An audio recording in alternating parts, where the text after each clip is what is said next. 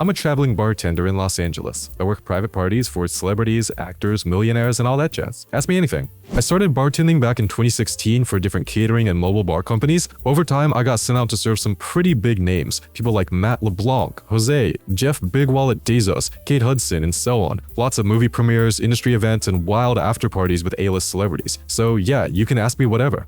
Who was the most beautiful in real life? Natalie Emanuel. She was at a Louis V party at the Parker Hotel in Palm Springs. God, she was stunning. I was working as a server then, standing with a tray of white wine and champagne, just greeting people. She walked in and I swear time stopped. Looking at her face was like a blind man seeing the sunset for the first time. She glanced at me, walked a bit, looked back again. My heart literally froze. She did that twice more before leaving the lobby. I'd never felt such a weird mix of flattery and panic at the same time. Later, when my tray was empty, I nervously walked up to her, apologized for staring, and said I just couldn't take my eyes off her. She smiled and said, "Oh, that's so sweet." And me, being the socially awkward potato I am, just blurted out, "Okay, bye," did a full 180 and bolted straight to the kitchen. There were thousands of people at that party. We crossed paths again briefly, but I still think about her. I just didn't have the guts or experience to keep the conversation going. When I feel ugly, old, or down, I remember her, and that night, it's usually enough to snap me out of it. I even kept 3 candles from that party as a memory. Who was the most arrogant? Orlando freaking Bloom. I was bartending at a Stella McCartney party, yes, Paul McCartney's daughter, in the old Amoeba record store on Sunset. Marilyn Manson and Johnny Depp even performed that night. At some point, the waitstaff asked me to help clear glasses. So 5 grown men are walking with these heavy trays trying to get to the kitchen. Bloom sees us, ignores us completely, and then blocks the entire passage by doing a 2-minute photo shoot with some dude, right in the only walkway we needed. We were just standing there, holding those giant trays, watching them pose. This was 10 years ago, and I still remember wanting to scream into a pillow.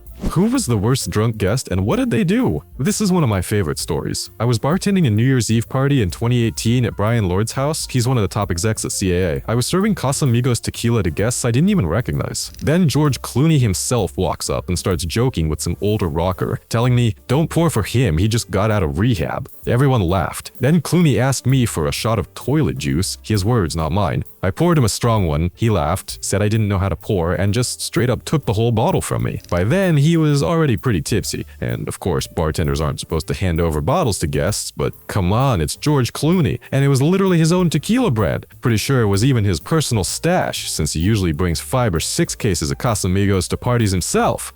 Do celebrities ever party a little too hard? Nobody does it openly. At least I've never seen it. Or maybe I'm just too naive and missed the signs. Funny story though, once at a Coachella after party, I was chatting with this guy I liked. I was pouring tequila, sponsor bottles, no inventory, and I told him, "If you give me a little bag, I'll sneak you a bottle of this tequila for free. Just keep it low key." He replied, "Man, if I had a baggie, I'd give it to you even without the bottle." We went back and forth a couple of times until I realized he thought I was asking him for a baggie of special coconut powder. I had to explain, "No dude, I literally just need a plastic bag." I laughed to myself for days, felt like a 13-year-old at a grown-up party where everyone speaks a secret language. The funniest part, I was older than that guy.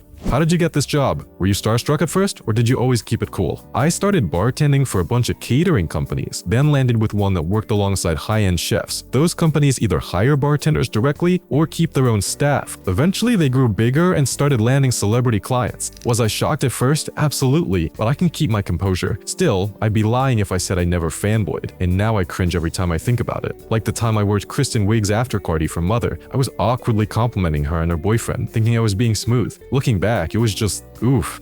How much do you make per night? Do you get good tits? Tips are decent. Jeff Big Wallet Bezos left $200 once. Haha, my pride says he could have given more. He was the 8th richest guy in the world at the time. Usually I make $400 to $600 per night for 6 to 10 hours of work. $200? Seriously? Yup, brutal. But I laughed too, since that's actually above my average tip, and most likely it was left by his assistant. He doesn't organize the event or handle payments himself, so no hard feelings there. Who was your best and worst celebrity experience? Worst, Sean Penn. The guy's just a total banana pancake, always rude and aggressive with the staff. I'm 193 centimeters, and sometimes shorter dudes feel the need to flex on me because of that. I'm used to it, but I didn't expect someone at his level to be so insecure about height. Maybe I'm projecting, who knows. Another bad one, Kardashian's mom. Don't even remember her name. This was in 2019 at some famous musician's birthday party. Amazing buffet, top chefs, but open seating. She rolls in with Kim and Kendall. First thought, Kim's backside looks like it's about to go supernova. But anyway, she notices the open seating and apparently hates the idea of sitting next to random people, so she tells a waiter to pass me a message, leave my bar and stand guard at her table, letting only people she approves sit there. I told the waiter that's some hot nonsense. Didn't see her for a couple hours, then she came up to me saying the host had stashed a bottle of Belvedere upstairs just for her and asked me to fetch it. I said of course, walked away, grabbed myself a plate of food, chilled a bit, came back to my bar and poured her some Grey Goose disguised as Belvedere. Best, Kate Hudson. Super chill, friendly, just normal. I worked her Christmas party at her place in Pacific Palisades. Don't even know if that house survived the fires later on. So many celebrities there. Like 25, 30 people literally everyone on earth has heard of. Still, the most star-studded party I've ever worked. I'll never forget that night because Paris Hilton got a little tipsy and told me I was cute. That moment is burned into my brain forever. Later, she and some famous actor were whispering about maybe scoring some lettuce. I happened to overhear while cleaning up the bar. And yeah, I had a couple oregano sticks on me that looked legit since I bought them from a proper coffee shop, but honestly tasted like cheddar cheese. I didn't want to hand her a cheesy smelling one. Looking back, I kinda wish I'd just gone for it. Would have made a hilarious memory. One fun experience was with Matt Bomer. While I was making him a cocktail, I told him that I always show my barber a picture of his hairstyle from one of his shows so I could get the same cut. I actually pulled up the photo to prove it, and he laughed, saying that hairstyle is super hard to achieve. We chatted a little bit more, but I ended up getting fired for that. Apparently someone from the house reported that I was, quote, too familiar with high-profile guests. Total bummer. Since you work in LA, how much did your looks matter for landing these gigs? Looks are super important. They're basically your business card. They got me through the door, but what kept me inside was charisma, style, and professionalism. A lot of bartenders show up in black sneakers, wrinkled shirts, and zero effort. But a good bartender makes guests feel welcome. Fast pours, consistency, a real smile, and light, genuine conversation. That matters more than knowing every cocktail recipe by heart. If you forget, you can turn it into a fun moment by looking it up with the guest or creating something together. It took me years and a lot of firings to figure that out, but yeah, looks definitely play a big role. Owners don't say it out loud, but I've overheard them rejecting people purely based on appearance. Who gave you the biggest and smallest tips? The smallest, 0. Honestly, I try not to think about people who don't tip. Tips are optional, and I already make enough to live decently. Plus, I get into parties I'd never see otherwise. The biggest tip wasn't from a celebrity, but from some producer-type guy at a fancy restaurant in Beverly Hills called Crust Station. He ordered 7 shots of Hennessy Parody for himself and his crew. Back in 2016, each shot was $250. After I poured them, maybe 2 minutes of work total, he handed me a $1,700 tip. Of course, I split it 4 ways with the other bartenders on duty. Still pretty amazing. Have you ever felt genuinely starstruck meeting a celebrity? Yeah, when Leonardo DiCaprio parked his butt at my bar and spent half an hour talking to some older lady about some guy, I was max 2 meters away. Hard not to stare. I'm so used to seeing him on screen. First movie I ever saw in theaters, Titanic, but honestly, I kind of forgot he was in it because some other celeb distracted me. Pretty sure it was Katy Perry, drunk doing raunchy dances on a table while Orlando Bloom filmed her. Sounds made up, but out of thousands of events, that was seriously the wildest night ever. I was bartending to party with about 30 A-listers. Elon Musk was there with Grimes. A ton of crazy celebrity stuff went down. Paris Hilton got tipsy and said I was cute. Maybe I'm imagining it, but Dua Lipa also seemed to flirt with me with her eyes. Leo stood next to me for a half hour. Then the company that hired me didn't pay me $1,000. I messaged Kate Hudson's assistant and she reimbursed me after Kate found out. Never happened before. I'm usually paid on time. I still think about that night sometimes. Kind of feels like it was my peak. I've also served Johnny Knoxville a few times. Always blows me away. He tips $20 no matter what he orders. Always a 20. Love that guy. Wish I'd kept one for myself. What was the craziest thing you've seen? Oh, I know. In 2019, Cardi B gifted the off-site staff $500,000 cash, $25,000 in singles for him to throw around the strip club. They started somewhere else, then came to my bar. Had to step away because literally everything was covered in bills, and they were new. Whole room smelled like wet cardboard. She also ordered a mountain of Popeye chicken sandwiches, at least 500. A literal pyramid. They'd sold out everywhere, and she pulled 500 herself. Dua Lipa loves margaritas and is shy in real life. Katy Perry likes to do raunchy table dances after a couple of drinks. Paris Hilton, technically a singer, haha, kidding, got a little tipsy and called me cute. That was nice. Met Tanel before she got famous, almost dated her, regret not pursuing it. Other than that, no major musician stories. Never had Diddy as a client. Honestly, both happy and relieved. If Casey had asked me to stay, I would have. How could I learn all the drink recipes? There's so many of them. Want to learn mixology as a hobby? Buy the basics. Vodka, gin, tequila, rum, whiskey. A couple of liqueurs, plus juices and sodas. Experiment. It's not as strict as cooking. Mistakes still taste good. Use GPT or a cocktail app to suggest mixes if unsure.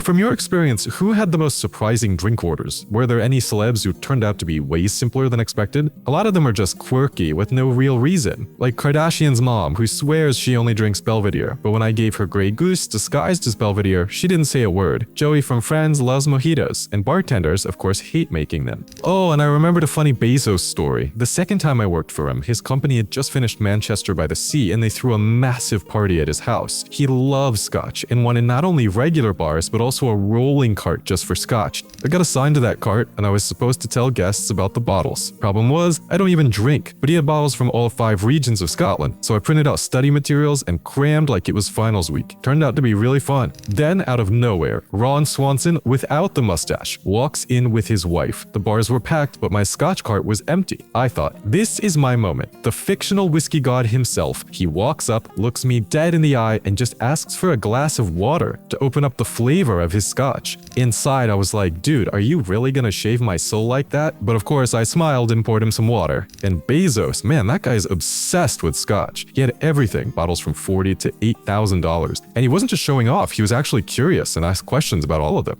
One of the rarest bottles was some 44-year-old single malt, Bunnahabhain or something unpronounceable like that. I may or may not have accidentally emptied a tonic water mini bottle, rinsed it, and poured myself a tiny sample of that scotch, purely by accident, of course. What kind of request did you have to turn down? Usually it's, let's do a shot together, but I don't drink, or give me a whole bottle. Officially, we're not allowed to hand out bottles, but after a couple of years, I realized it was easier to just hand one over, and later claim the guests swiped it while I wasn't looking. That said, most hosts don't even care, and honestly, guests rarely ask for a full bottle anyway. What was the most luxurious house or party you've worked at? Luxury and cool are different. I bartended at the daughter of an F1 owner's house, $120 million Beverly Hills mansion, maybe 18 bedrooms. Luxury? Yeah. Cool. Not really. I also worked at the Hot Pockets inventor's daughter's wedding. That was next level luxury. The coolest parties? Joey and Matt LeBlanc. I bartended Matt's 50th birthday and at Brian Lord's house, head of CAA. Joey has 3 Porsche-style garages, 89 Porsches, tons of Porsche merch, wine cellar, safe, epic view of the 405. But furniture looked stuck in 2005. Brian's house? Incredible. 30-person theater, insane vibe, top tier. He runs the biggest talent agency in the world. Saw so many A-list actors, it was mind-blowing. What were the most awkward moments? Most awkward moment? Hanging with Pierce Brosnan for 30 minutes. Joking, laughing, thought he'd invite me to Hawaii. Went to the bathroom, saw spinach stuck in my teeth. Never saw him again. Another cringe. Kathryn Hahn came in with friends/kids at Figaro. I nervously greeted her and said, "Oh, you're that actress." She replied, "Yes, you've been in many films." Which ones? Many. Instantly realized I sounded dumb, went back to work, kept eye contact under 6 seconds max. Still cringe thinking about it.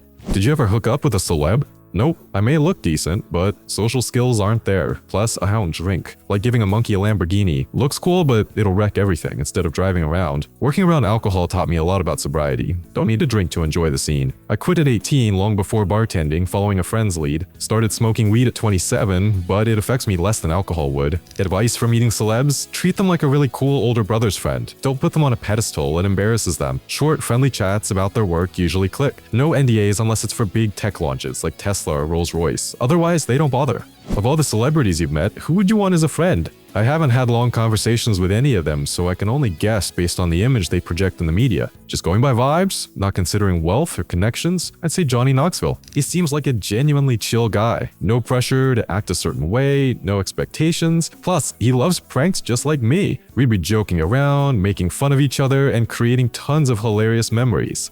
Do you have any memorable stories with random rich people, like some millionaire who didn't even seem to understand how we ended up hanging out with celebrities? Oh yeah, I always tell this story. There's this billionaire real estate guy named Mike. He's in his 50s or 60s, has a huge mansion on San Ventai Boulevard with a private golf course in his yard. But deep down, he's still just a regular working class dude. He threw these Super Bowl parties for like 350 people with $50,000 budgets just for booze, plus stadium gourmet food, think fancy hot dogs and pretzels. My boss was friends with him him, and after one Super Bowl, he was in a playful mood. We were tossing a football back and forth while my boss yelled at us like we were kids. It was hilarious. He showed me his car collection like an excited teenager. Then we went down to his wine cellar with a full-on tasting room. He picked up a $25 bottle labeled "So Freaking Good," giggled, and asked if I got the joke. He loved tequila and once offered me a shot of some super rare exclusive bottle. I turned it down. I think that actually bummed him out a little. At the time, it was only my second year bartending, and I was still stiff around high-level clients. I treated them like they were a different species. Over time, I learned to match the energy I picked up from people. But that memory still sticks with me. He was trying to be friendly, and I came off like a boring worker bee.